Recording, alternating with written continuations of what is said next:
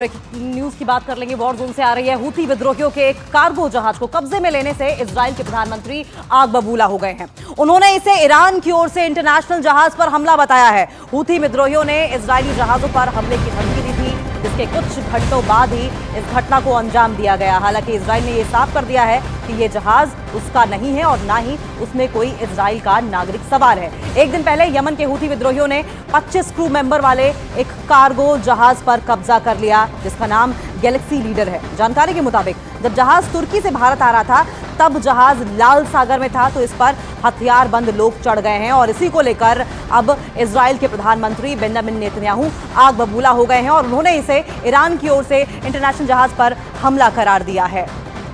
और 240 लोगों की जिंदगी दांव पर लगी है।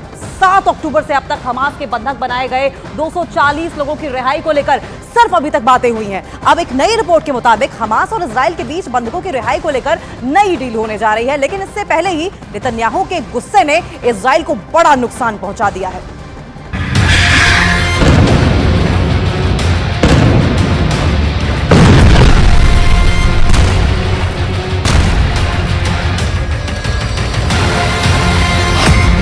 इजराइल हमास की बहुत बड़ी डील।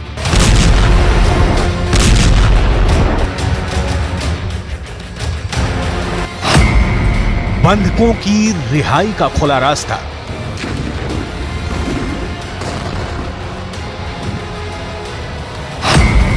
सीज फायर के बदले हमास बंधक करेगा रिलीज।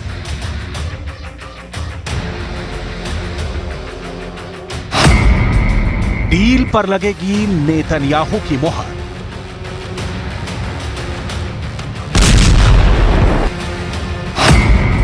पांच दिन के लिए इजराइल की बंदूकें होंगी खामोश।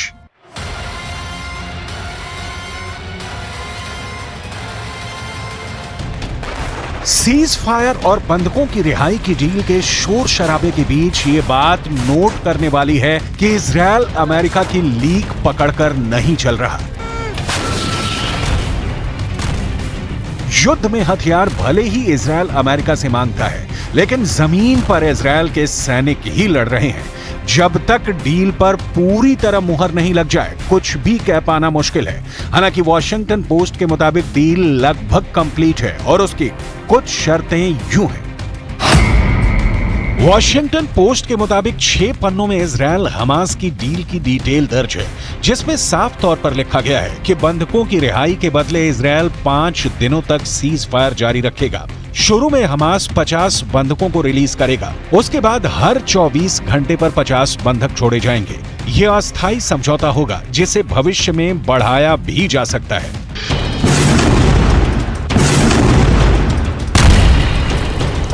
हमास इस हिसाब से कितने बंधकों को कब तक रिलीज करेगा, इसकी कोई डिटेल नहीं है। रिपोर्ट में यह बात भी सामने नहीं आ रही है कि इस डील के लिए कोई तारीख निर्धारित की गई है, तो वो कौन सी तारीख है। वॉशिंगटन पोस्ट ही नहीं, पश्चिम मीडिया के कई माध्यमों में इस डील की जोर शोर से चर्चा है और इसके साथ ही ये भी छपा है कि जो बाइडेन ने आखिरकार इजराइल में बंधक बनाए 240 बंधकों की रिहाई का रास्ता खोल दिया। वॉशिंगटन पोस्ट ने हमास इजराइल डील की लोकेशन भी बताई।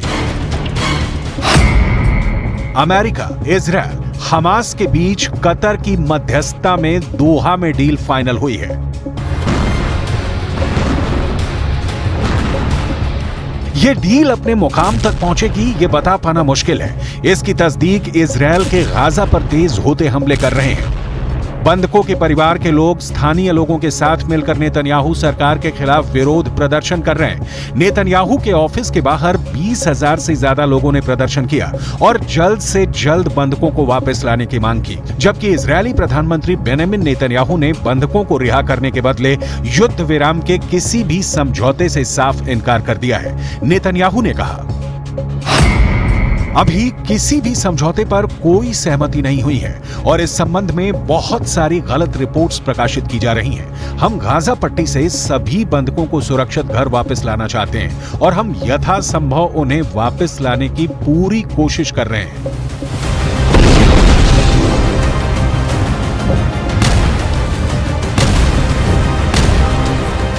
इस बीच युद्ध विराम पर वॉशिंगटन पोस्ट की रिपोर्ट सामने आने के तुरंत बाद जो बाइडेन प्रशासन ने किसी भी संभावित डील से इनकार किया है। जो बाइडेन नेतन्याहू के हर उस कदम के साथ हैं जिसका मकसद है हमास के आखिरी आतंकी के जिंदा रहने तक इजरायल की तोपों का मुंह गाजा में खुला रहेगा।